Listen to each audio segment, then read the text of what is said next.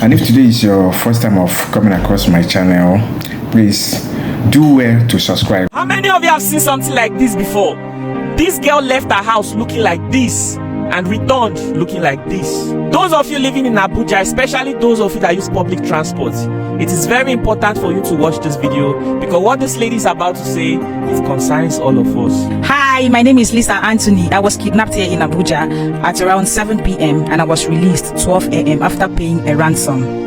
Oh my goodness, Lisa, I can't believe you are the one in this very video. What really happened to you on that day?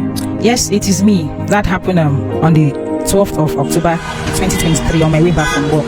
I boarded this taxi, and when I entered, I didn't really check, and I entered. I said, "Oga, how much is from here to Wuse?" He said 300 naira. So I didn't really bother to ask him. Said, but I usually pay 500 naira to my house. So I just entered, and they started driving. I felt I was with people because there was a lady at the front wearing a green hijab and two guys at the back. So I noticed something along the way. When I started looking around, everybody was quiet, and I looked at the two guys, like their boots was suspicious, and their looks, and everybody was looking very, very serious. And I was like, I don't think I'm in the right taxi. So normally we were three at the back, one at the front, and you know how greedy commercial drivers are. They would like to put someone at the back to make it four and one at the front, but they didn't. They would like to put 4 persons at the back and 2 at the front. Yes. But instead, you people were just 3 at the back, 1 at the front. Yes. So we kept on driving, and I noticed whenever we passed the bus stop, people were there saying taxi, taxi. They didn't stop, and they were on a high speed. So I was scared, but I didn't know what to do. I couldn't start screaming. So I was like, okay, maybe if there is a traffic or something, I'll just open the door and roll out. So I was just calculating in my head on how to escape, or a perfect place to scream. So we kept on driving, and the car was so silent, nobody said anything, and I was calculating in my head. So I realized when we got to Beggar, very close to Beggar, those of you that live in Abuja, there is a walkover that has a signpost saying Wuse Area 1. So just after the walkover, there is a right turn. I noticed they just took a very sharp turn, and I started saying, "Okay, this is not where I'm going to now. You're supposed to take on that bridge. I'm going to Wuse, and you're taking me to some place."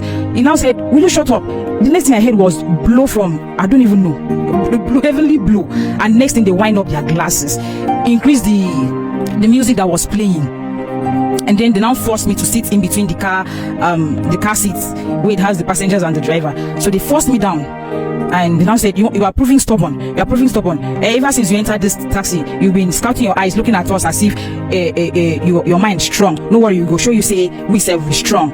So they started beating me, took my wig, tossed it at the back, took my bag, took my phone. I was wearing an orange shirt. There was my phone here. So they now took the bag, the food I bought so I could eat, gave it to the lady at the front. So the lady now searched the bag, and she was like, "No phone there inside here." So she now searched, she said, "Where your phone?" So my phone was here. He now took the phone. When he took the phone, he gave it to the lady. The lady now opened it. There was my ATM card. So the Oga Pata is the one driving. So he was like, "When I no beat him again, ma talk to him." So they now left me for a moment. So they squeezed me inside there. One person sitting at the other edge used his 2 boots to press my legs down, and the one that was sitting in the middle used one leg on my tummy and the other leg on my head, so that if you scream, it will just be called to glory. So he started saying, "Madam, Shana, your phone be this?" I said, "Yes, sir." He said, "You call all your family members.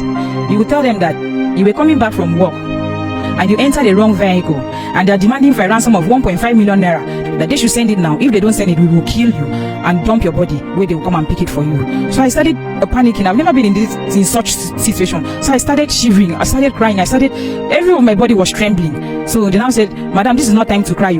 This is not time to cry. We are here to collect money." The organ now brought out 3,000 naira. He sent the lady to go and get airtime. She went and bought airtime. They loaded it on my phone.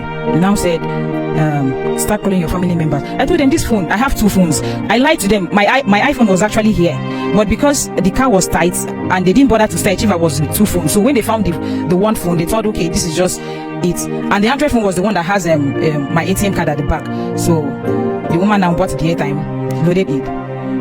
I told them, even if you call my paternal and my maternal, they won't even raise 200,000 at this night. Where do you want me to get 1.5 million from? I'm only but a single mother trying to make an ends meet. Please, I don't have. You can take the wig and the phone and go, but I don't have any other thing to offer. They said, "No worry, when we kill you, you go know."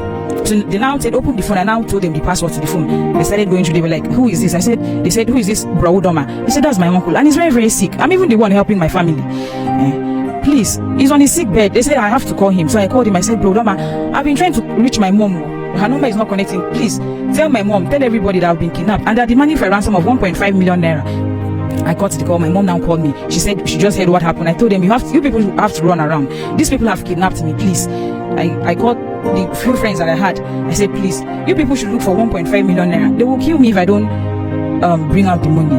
So the woman, the first my call, she was like, okay, hold on, let me run around. My friend was like, hold on, let me run around. So people were running around. And as at that time, they were asking me for my bank app. My bank app and everything was in the iPhone, which they had no idea about, that the iPhone is here and it's on silent. So when they checked, they said, where is your bank app? And now light. I said, my iPhone is in the house. If you take me to my house, I can bring the iPhone. So when they took the ATM to, I noticed the car parked. So the lady now went down. When she went down, she now called. She said there is no money. So I was able to pay a sum of 850,000 naira, but they said it's not enough, that I have to pay 1.5 million naira, that they didn't fill up their car to come and collect half money, that if army can pay, a police can pay, doctor can pay, lawyer can pay, how much more, that if I think they would allow me go without me paying the money. I told them, you've gotten the Android phone, the hair and the phone, my bag, the food I even bought and everything, please just have mercy on me, please. So they now brought out a spanner, you know, the car, it has the spanner that they used to, like the screw, I don't even know how to put it. So they started using it to tap me all over my head, beating my whole off. This whole joints, this my leg, they were using it as an ashtray. Whenever they smoke cigarette, they were smoking cigarette. And I pleaded with the woman. I said, you are here and they are beating your fellow woman. You can't say anything. And the only thing she could say, she just turned back and said, reason with them. So they started beating me. They said, why would I bring the woman into the men's affair? That why would I call her auntie? By the grace of God, something touched the driver. He now tapped. He said, leave her alone, leave her alone, leave her alone. So the guy now, he now removed his hand on my neck. I peed. To the extent that I peed on my body. You peed on your body? Yes, I peed on my body. And I now told him, please, I have an iPhone. I will check here, please. I have an iPhone. The guy now said, oh, so you said, okay, you see, I said, now like this, we gift do. Now like this, we gift. Now we beat him, so he won't die. Now that time, you can bring out money. That's when they stubborn. That's when I would just die through it. The Oga Pata now said, remove your password. Your iCloud. So I then log out my iCloud and I noticed the car was slowing down, but I didn't know what time it is. So the car was slowing down and they now parked. So I so much thank God that they didn't push me. They didn't push me. So I just put one foot down, put the other foot down. Can I say something? Yeah, say so. I think I've already passed that part. Where they harassed my They harassed you too? Yeah. So they harassed my really suffered a lot that night, and the reason why they couldn't penetrate her it's because I was wearing shorts. Well, they were even trying to penetrate the other side. Yes, so they tried like putting their hands to, I don't even know doing what in my, so they couldn't succeed. And so since this one was up here, so that was what they took advantage of. So they were been it like someone touching orange. So I got down from the car. When I got down, I got so blessed. Where I stepped my foot, I felt safe because as at that time I couldn't see any longer. So they now drove off. So I started running, like looking for help. I was just waving my hands, shouting. So God so blessed, the man that was coming on an high speed, when he was coming, he realized someone was in front. So the only thing I heard this sharp brake. He just hold his brake. When he holds his brake, so I now had to use my hand to touch the car. And I said, "Oh God, please help me, please. Just take me to the nearby hospital." The guy now said, "What happened?" I said, "I entered one chance. They took me since around 7 p.m. and they collected everything from me. Please." He took me to Banex. Banex, there is a checkpoint at Banex. So the police people now said, take her to Zone 3 police station. They assigned a female police officer to us. So the female police officer followed us to the hospital, which is still Zone 3 hospital there. Okay, so that was how you were rescued. You got treated. This happened in October. And when did you get your full recovery? I think I fully recovered in March. So from that period, you couldn't even walk? No. How were you sustaining? It was hard with people's debt on my dick. Wow, Jesus Christ. So this is really sad, and it is important we share stories like this so that people will be careful, and so that the security agencies we have in Nigeria will do better. They'll make better decisions.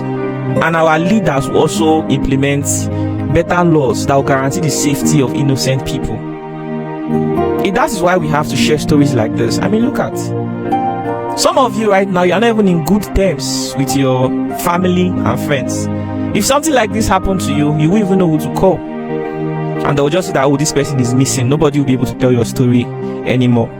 We shouldn't take stories like this lightly. It is important we share them so that people will see these things, especially our leaders, security agencies, so that they'll be able to make better decisions. Lisa, I am so sorry you had to go through all of this, and I'm happy that you are fully recovered. So God is compassionate. So the family that sent you those money, you paid them back? I'm even owing loan app. Even till now? Don't say it before they come on. I'm even owing a lot of loan apps because I needed money to sustain, especially this leg where they were using it as an ashtray, smoking cigarettes and Indian hemp.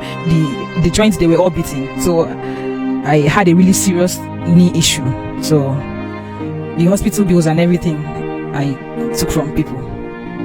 So you are still owing some part of it, and you had a child too you're taking care of? Of course. So what about your work? You said you were a caterer, you're a baker. Yeah. Do you still do it? No. I was supposed to graduate that week, and it happened. I didn't even get my certificate. I didn't even get to bake. This is really sad. Are you on Instagram, Facebook, or TikTok? We could tag you. I'm on TikTok and I'm also on Facebook. Interesting. Okay, so from all that has happened to you, what is your advice to people out there? I'm sure people who watch this video already, they have been able to learn one or two, but if you have something you would like to tell them. I'm just here to plead to the people. I don't know for other states, but here in Abuja, be careful. For those of you who will see a lady wearing, sitting, especially if a lady at the front wearing a hijab, run for your life. And if you see two guys sitting down, pressing their phone like serious citizens, run. They are the criminals. Even there are some use pregnant women. Understand? We just have to be careful. And please, if you want to enter a taxi, just go under where they are loading. Understand? Don't stand on the road and be like, always go to the park to ensure safety, because the park has a union and the taxi drivers know each other, so it will not be easy for anybody who is not part of that union to come there to come pick passengers. But the people who are con artists, the people who are kidnappers disguising as taxi drivers, those ones will stay, they don't stay at the park. So you have to be mindful, be careful, do well to share this information. And there's something that I've observed: when people come to share stories like this, you learn from them. Some of you don't have to catch cruise until you find it, until you become a victim of the victim story. Then you start looking for help, and unfortunately nobody will help you, because when the person was sharing their story too, you were making fun of them, saying all sort of things in the comment section, where you yourself, you don't even know what the future holds for you. In other parts of the world, there are agencies in the government that share stories like this to keep citizens safe, to ensure that the government make better decisions to ensure security of the government. But when someone like me shares stories like this, they say I'm just a content creator. I don't see myself that way. And Lisa, I am thanking you for your bravery. I thank God that you survived and you are bouncing back. If there's anybody who would like to support her, I'll be tagging her in the video. I hope that you follow her, reach out to her. She's a baker. She would like to start her business. Let's see how we can bounce back. Thank you so much for sharing your story. I sincerely appreciate. Can we say bye to the viewers at this moment? Bye bye. Now you have watched that video. What you do for me now is please subscribe, share, comment. That is the only way you will support me. Thank you, fans.